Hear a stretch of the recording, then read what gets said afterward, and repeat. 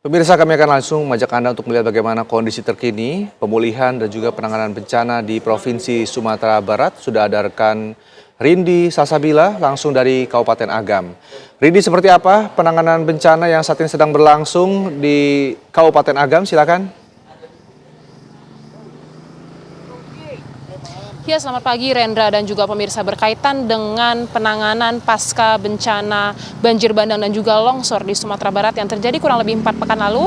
Saat ini kami mengabarkan langsung dari Nagari Matua Hilia, Matur, Kabupaten Agam, Sumatera Barat. Dan seperti yang tampak layar kaca Anda, Lerna dan juga pemirsa, kalau saya saat ini di depan jembatan Bailey yang mulai beroperasi mulai tanggal 19 Desember 2025 lalu.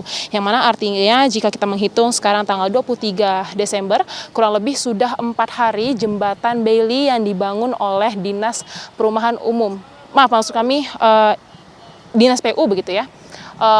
Ini sudah mulai beroperasi selama kurang lebih 4 hari. Dan seperti yang tampak layar kaca Anda, Renda dan juga pemirsa, untuk jembatan Bailey ini sudah dilewati oleh kendaraan roda 4 dan juga roda 2. Adapun untuk jembatan Bailey Nagari Matua Hilia ini memberlakukan sistem buka tutup, namun tidak menggunakan batasan jam, tetapi bergantian dengan 2 arah yang ingin melintas, karena memang untuk jembatan dengan panjang sekitar 24 meter ini memiliki kemampuan beban yang terbatas, yakni 8 ton, dan berdasarkan pengamatan tadi, jembatan dibangun oleh Dinas Pekerjaan Umum ini sudah dilewati oleh beberapa kendaraan roda 4 seperti truk yang membawa logistik, lalu juga mobil dengan bak terbuka, dan seperti yang tampak layar kaca Anda juga pemirsa, untuk warga pun juga sudah bisa melintasi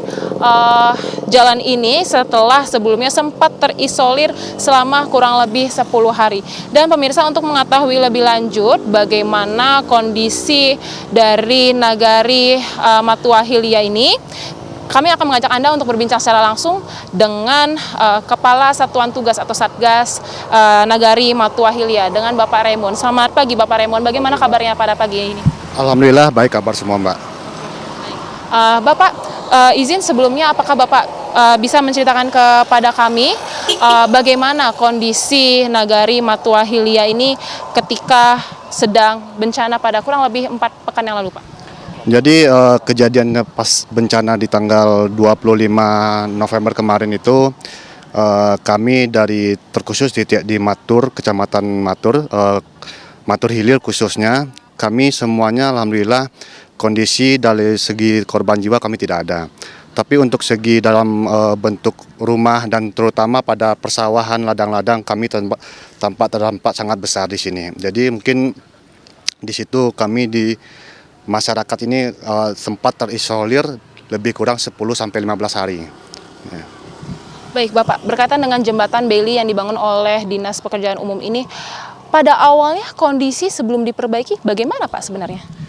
Ini awal ini sebagian jalan pasca bencana itu memang agak amblas sebagian jalan. Terus dengan intensitas hujan yang cukup tinggi, sehingga sebagian separuh lebih dari badan jalan itu sudah habis.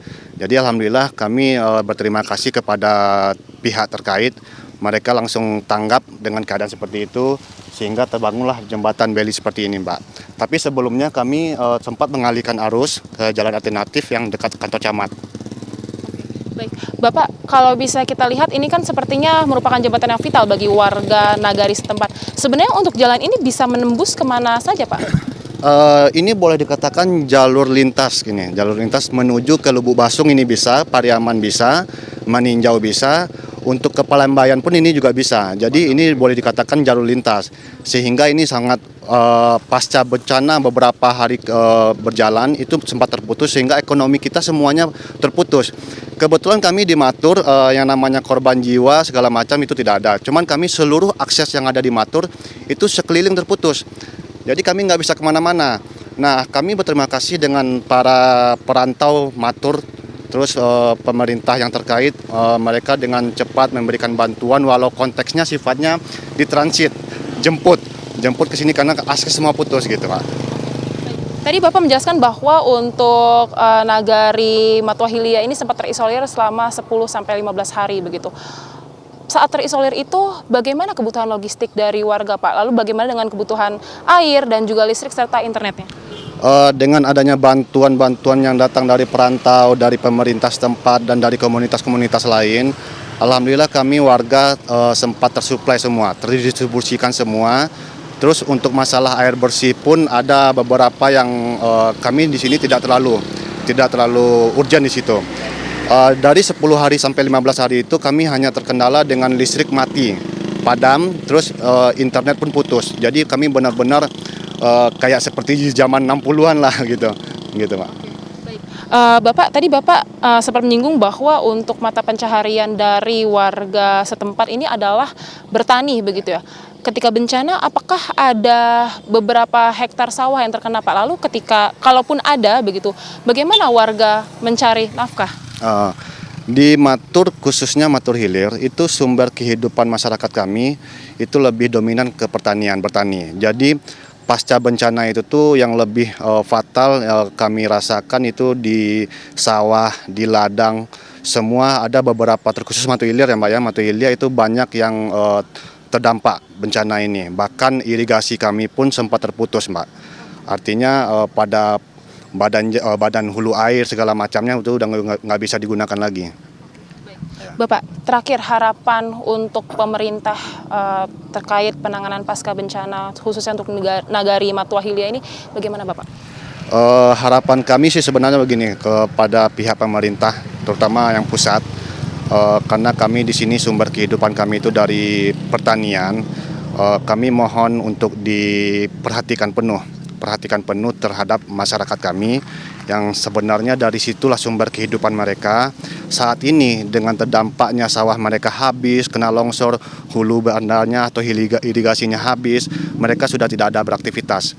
Nah otomatis kami dari perangkat daerah tentu menjadi PR bagi kami bagaimana kami bisa memberikan distribusi yang baik kepada masyarakat sehingga mereka ini masih dalam keadaan stabil. Kami fokus pada perhatian dari pemerintah untuk membenahi dari irigasi kami, persawahan, ladang-ladang segala macamnya kami fokus dari situ Mbak. Pak Raymond, terima kasih banyak atas waktu dan kesempatannya. Semoga kondisi dari warga Nagari Matwa Hilya ini cepat pulih dan warga pun tetap bisa kembali ke aktivitas semula. Semoga sehat selalu dan terima kasih, selamat beraktivitas kembali. Ya pemirsa, tadi kita sudah mendengarkan bersama-sama bagaimana keterangan dari Ketua Satuan Tugas Nagari Matwa Hilya terkait bagaimana kondisi warga Nagari Matwa Hilya pasca bencana, dan juga tadi kami sudah ceritakan bahwa memang untuk warga di sini ini sebagian besar memiliki profesi sebagai petani, namun sekitar 15 hektar sawah mereka harus lenyap akibat longsor, dan sebenarnya untuk di Matwa ini tidak terdampak secara langsung begitu ya, yang mana menghancurkan rumah ataupun membuat korban menimbulkan korban jiwa, tapi juga dampak tidak langsung. Sementara demikian laporan dari kami, Rendra, kembali ke studio.